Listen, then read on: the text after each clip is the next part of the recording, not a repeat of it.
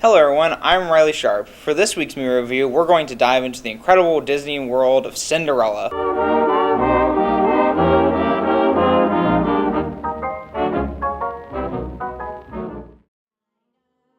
So, we all know the classic tale of Cinderella, right? Wicked stepmother, fairy godmother, and glass slipper, yada yada. So, why did Disney feel the need to reboot this beloved classic? Well, for one reason, is that the original movie itself is over 65 years old, so it's probably in need of a bit of an update. Also, because this is in part of a line of Disney princess reboot movies that started back in 2014 with Maleficent.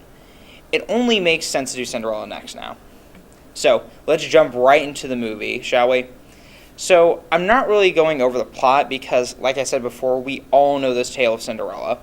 Now, the real question is, how did the new movie compare to the original? And I'd say, pretty well.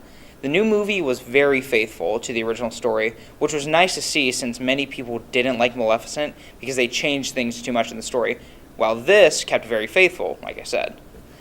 However, the movie did change a couple of points in the plot while keeping the magic intact that the original had. However, the movie did change a couple of points in the plot while keeping the magic intact that the original had.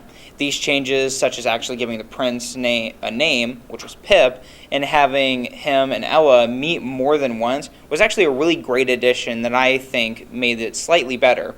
Also, the big draw to this was its incredible live-action performances, with breathtaking special effects that you'd come to expect from Disney.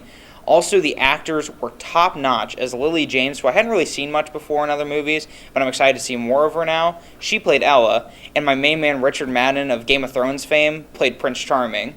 Also, we have a very brilliant performance from Helena Bonham Carter playing the fairy godmother.